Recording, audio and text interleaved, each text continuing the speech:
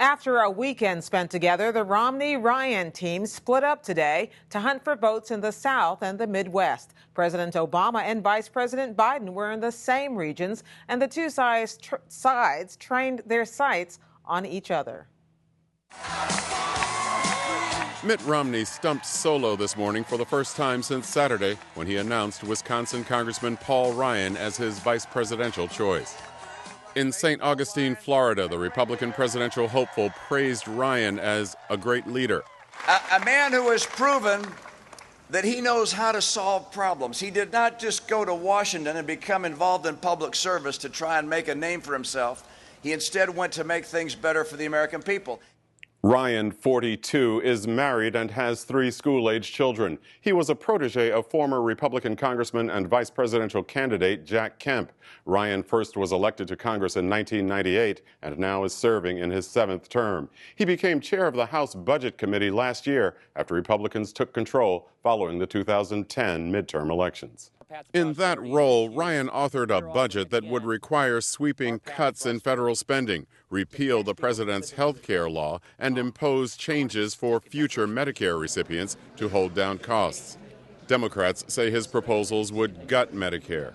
But Romney assured his audience in Florida today that the Republican ticket will preserve and protect Medicare.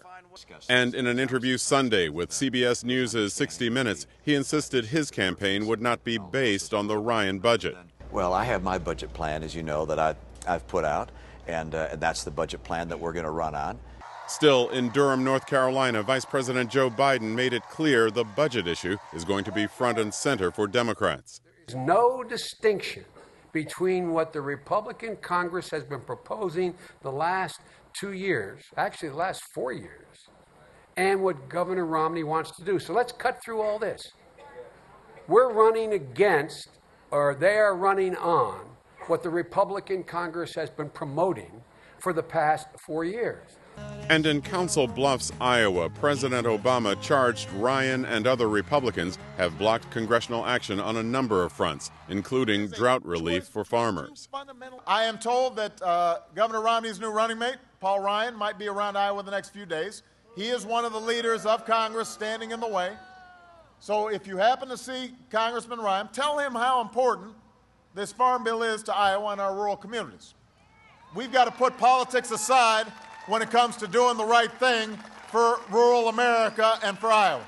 Indeed, Ryan was in Iowa today, making his first solo appearance at the state fair in Des Moines. He deflected the president's criticism and focused instead on the Obama economic record. My guess is the reason President Obama isn't making it here from Council Bluffs because he only knows left turns.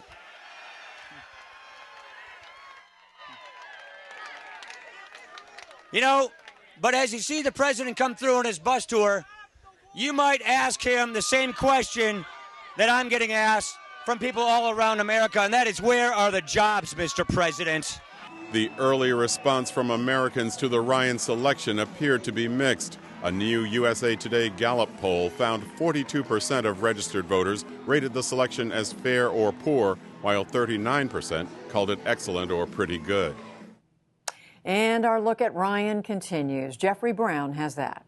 He was born, raised, and still lives in Janesville, Wisconsin, served as class president, prom king, and worked at McDonald's in high school, attended Miami University in Ohio, and was first elected to the House of Representatives when he was just 28. Among those watching his rise in Wisconsin and on the national stage has been Craig Gilbert, Washington bureau chief of the Milwaukee Journal-Sentinel, who joins us now. Craig, start with the personal side. What's important to know about Paul Ryan's family background? Well, he comes from a big Irish Catholic family, multi-generation family in Janesville, Wisconsin. His father was a lawyer who died when he was 16, and Paul Ryan has talked about having to grow up really quickly and talked about learning lessons of self-reliance and independence that sort of put him on his road to a pretty conservative brand of politics. Well, tell us a little bit more about that, the development of his political and social beliefs. When and how did they come? Well, I think as a young man, he kind of gravitated toward thinkers like and writers like Ayn Rand and Milton Friedman and economists who really extolled the virtues of the individual and the virtues of free markets. That happened in college, and after college, he went to work for Senator Bob Casson, a Republican from Wisconsin, and later for Bill Bennett and Jack Kemp. And he really was schooled in the economic doctrine of supply side, which is all about using deregulation and lower tax rates on income and investments to spur economic growth. He's a true supply sider. Now, we said he still lives in Janesville, but of course he's been in Washington a good while now, elected at the age of just 28. So how did that happen? How did Paul Ryan become a politician, and especially at such a young age?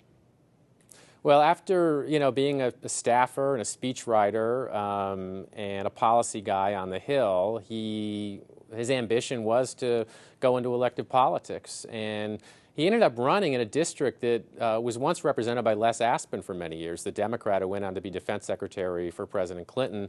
A pretty diverse district politically. I mean, Janesville's a Democratic-leaning city, but this is a district that contains Democratic areas and Republican areas and urban, rural, and suburban areas. It's become a little bit more Republican over time, but Paul Ryan is one of the few, really top conservatives in the House who's had to run in a district that's fairly purple, and I think that speaks to his political skills. Well, and it's often been remarked that he's had this great success in bringing his ideas to the fore, particularly given his youth and lack of seniority in the House. You've watched him do it. How has he done that?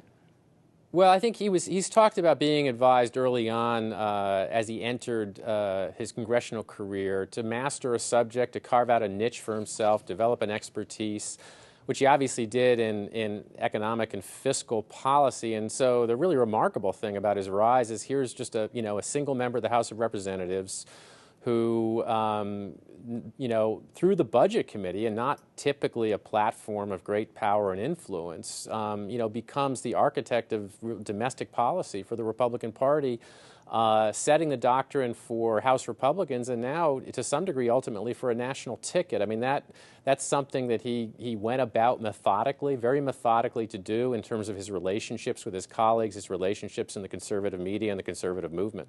And has he expressed surprise in his success? Is a sort of self-awareness of that, both at over the last couple of years, and of course now, to this very high level of national prominence? Yeah, well, I haven't had a chance to talk to him too much about his selection to the ticket. I mean, he's always downplayed his political ambitions, but they're obviously there when you think about the swiftness of his rise. He likes to talk about himself as a policy wonk. I'm a policy guy. I'm not a politics guy. But so there's a little bit of aw shucks there. I mean, he actually is a very good politician. I mean, he's a good communicator. He works his district very hard, and I think it would be a mistake for Democrats to underestimate his political skills. All right, Craig Gilbert of the Milwaukee Journal-Sentinel, thanks so much. Thank you.